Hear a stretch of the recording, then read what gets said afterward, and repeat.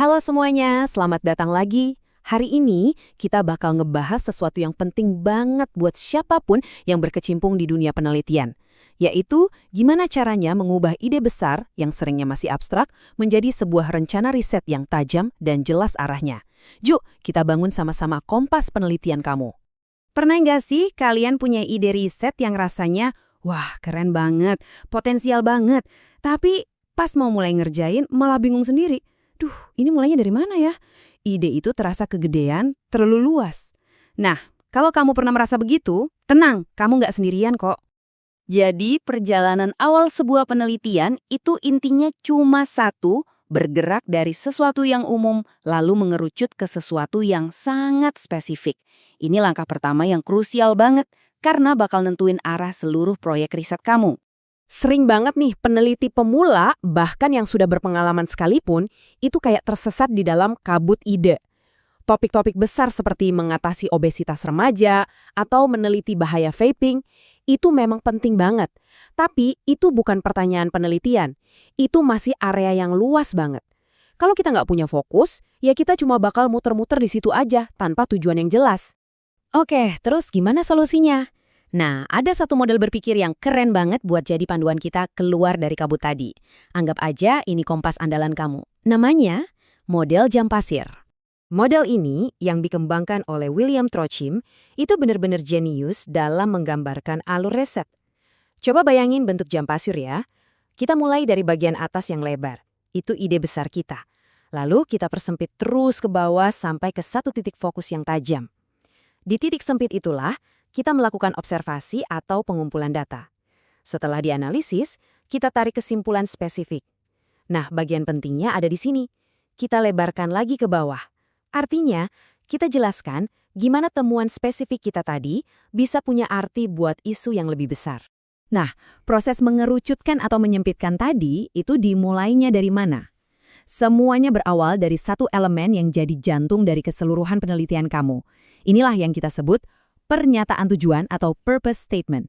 Menurut pakarnya desain riset, John Creswell, purpose statement ini adalah satu kalimat sakti yang merangkum niat utama dari riset kita. Jadi ini bukan masalah yang mau kita selesaikan, bukan juga pertanyaan spesifiknya, tapi ini adalah tujuan utama kenapa penelitian ini ada. Creswell bahkan sampai bilang kalau ini adalah pernyataan paling penting dalam keseluruhan penelitian. Kenapa coba? Soalnya, dari sinilah semua hal lain, pertanyaan riset, metode, analisis, itu mengalir. Kalau jantungnya lemah atau nggak jelas, ya seluruh badan penelitian kita bakal goyah.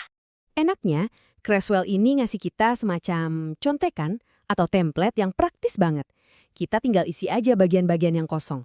Misalnya gini, tujuan studi fenomenologi ini adalah untuk memahami pengalaman vaping bagi remaja di SMA Negeri 1 Jakarta. Tuh, langsung kebayangkan, jadi jelas banget, fokus dan terarah. Oke, tujuan utama sudah jelas. Sekarang, langkah berikutnya adalah menerjemahkan tujuan itu menjadi pertanyaan-pertanyaan spesifik yang bisa benar-benar kita cari jawabannya di lapangan. Nah, di sini jalan penelitian kita mulai punya cabang. Pertanyaan kualitatif itu ibarat detektif. Dia nanya apa dan bagaimana untuk menggali cerita yang dalam, untuk memahami makna. Sifatnya terbuka. Sedangkan pertanyaan kuantitatif itu lebih kayak akuntan. Dia mau ngukur hubungan atau perbandingan antar variabel. Pertanyaannya spesifik dan jawabannya biasanya berupa angka. Biar lebih kebayang, kita lihat contohnya ya. Ambil topik vaping remaja. Kalau kualitatif, pertanyaannya bisa jadi, bagaimana sih remaja memaknai pengalaman mereka pakai vape?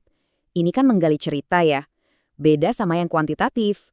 Apakah ada hubungan antara iklan vape dengan niat vaping pada remaja? Ini mengukur hubungan. Dua-duanya sama-sama valid, cuma tujuannya aja yang beda. Sekarang, ayo kita fokus ke jalur yang kuantitatif. Kalau pertanyaan kamu itu tentang hubungan atau perbedaan, maka kamu perlu bikin satu prediksi yang bisa diuji. Nah, prediksi inilah yang kita sebut sebagai hipotesis. Penting buat diingat, hipotesis itu bukan tebakan ngawur ya. Ini adalah prediksi terdidik. Maksudnya, prediksi yang kamu buat itu ada dasarnya, entah dari teori atau penelitian sebelumnya. Ini adalah momen di mana kamu bilang, oke, gue duga hasilnya bakal begini, lalu kamu biarkan data yang membuktikannya. Biar gampang, kita pakai analogi ruang sidang. Hipotesis nol atau H0 itu kayak prinsip praduga tak bersalah. Dia bilang, nggak ada apa-apa kok, nggak ada efek, nggak ada hubungan. Nah, hipotesis alternatif atau H, ini adalah klaim dari jaksa. Ini adalah prediksi kamu yang bilang, ada sesuatu loh di sini, ada efeknya. Tugas kamu sebagai peneliti adalah ngumpulin bukti alias data yang cukup kuat buat membantah si hipotesis nol. Nah, lengkap sudah. Sekarang kamu sudah punya semua komponen utama untuk kompas penelitian kamu. Kamu sudah siap untuk memulai navigasi dan menjelajahi ide-ide kamu. Jadi, kalau kita lihat lagi perjalanannya, kita mulai dari kabut ide yang bikin bingung. Tapi dengan merumuskan pernyataan tujuan, membuat pertanyaan yang fokus, dan kalau perlu hipotesis yang bisa diuji, kamu berhasil melewati bagian tersempit dari jam pasir. Sekarang kamu punya rencana yang jelas dan siap untuk dieksekusi. Sebagai penutup, sekarang tantangannya kembali ke kamu. Coba deh, pikirin satu ide penelitian yang selama ini ada di kepala kamu. Nah, dengan kompas baru yang kamu punya ini, apa satu langkah paling pertama yang akan kamu ambil untuk mengubah ide yang masih berkabut itu menjadi sebuah titik fokus yang tajam?